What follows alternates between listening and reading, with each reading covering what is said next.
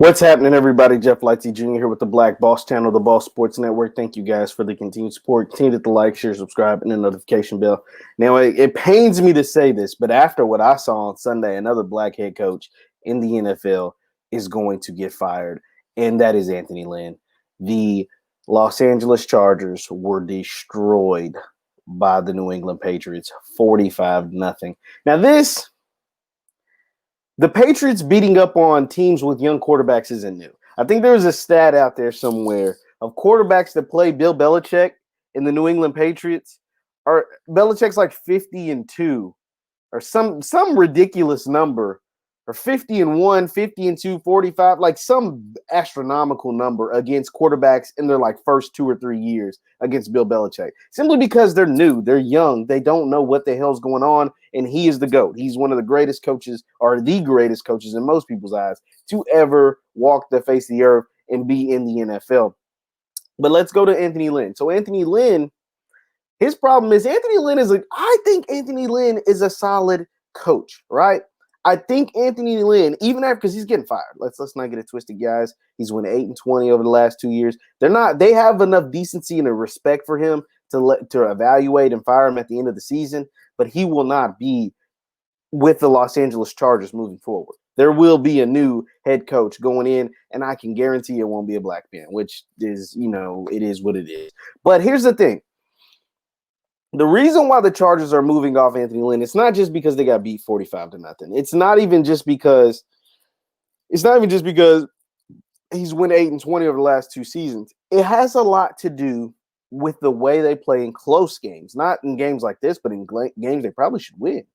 They have a losing record in those games. And you add the fact that they have a young, budding star at quarterback. Justin Herbert is the real deal. Like, he can play. I was not a fan of Justin Herbert coming out of college. I didn't think he was that great. I thought, I just didn't see it. I saw the attributes. He had a cannon arm. He was really big. He could run. Like, I saw all of those things. And the thing where I misjudged was they didn't use him right at Oregon.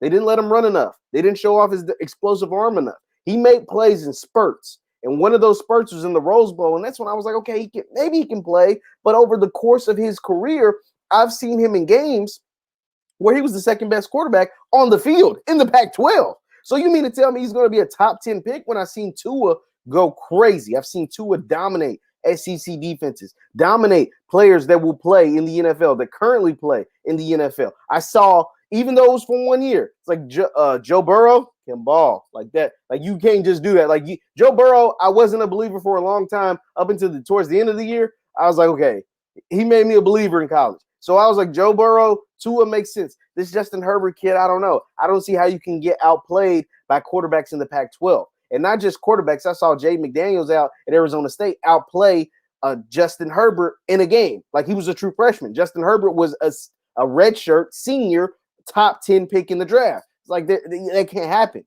But I think it was because of the system that Oregon ran. So back to my original point. Anthony Lynn won't be there because they want somebody in there to help the development of Justin Herbert. And they believe that if Justin Herbert develops well, that their team will develop well, their team will win ball games.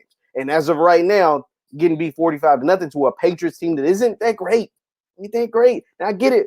Bill has this crazy good record against teams with young quarterbacks, but it's one thing to get beat. It's another thing to get beat 45-0.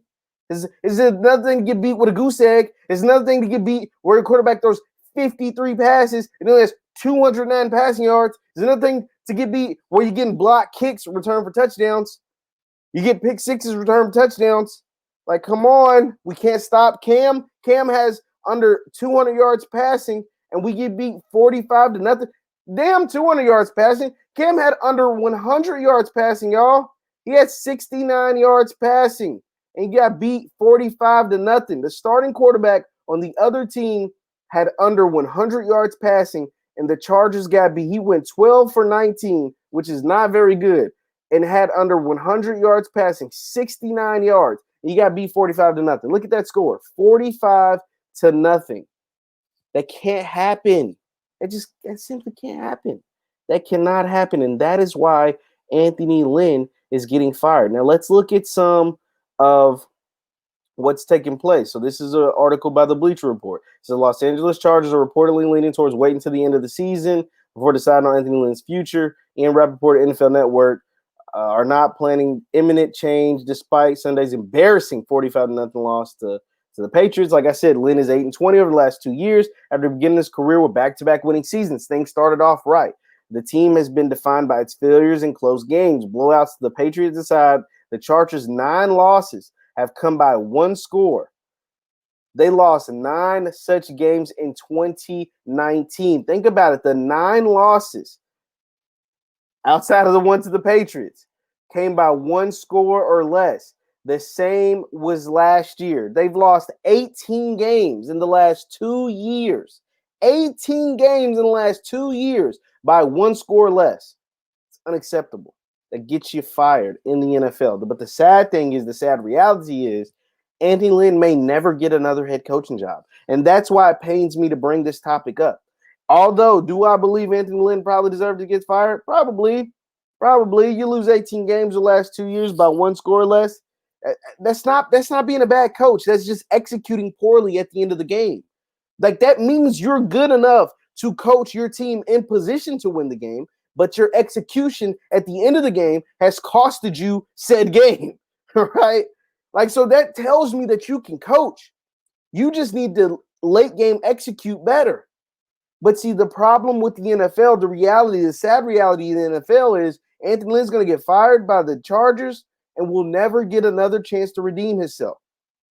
He will never get another chance like Pete Carroll. He will never get another chance like Bill Belichick. These guys that went on to that they got fired. Hell, Pete Carroll got fired twice. Got fired in the first stint. Pete Carroll got fired in the second stint and then went on to win a Super Bowl.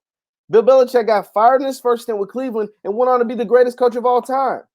Adam Gase, hell, got fired in his first stint and was horrible with the Dolphins and still got another damn job with the Jets. Still living off the coattails of being the offense coordinator Peyton Manning when he was in Denver. But Anthony Lynn won't get that same luxury. And that's the sad reality of the NFL, guys. That's why people are like me be so pissed when we have to come and talk about things like this. Because Anthony Lynn will never get another chance to redeem himself. And that's a damn shame to me. That is a shame. Because does he deserve to get fired? Probably so. From the Chargers, probably so. You lose them 18 games over the last 2 years by 1 score less. That's just bad late game execution. But to not get another chance to redeem yourself like these other guys have, and those are just the ones I thought off the top of my head. There's plenty of other examples of coaches that got fired, Tom Coughlin, and went on to win Super Bowls. Went on to be some great, successful head coaches in this league. But that doesn't happen for black coaches. You know, that's a sad reality. Let me know your thoughts in the comments down below. Once again, I'm Jeff Lightsy Jr. with the Black Boss Channel, the Boss Sports Network. Thank you guys for listening and the support, and I'll see you next time.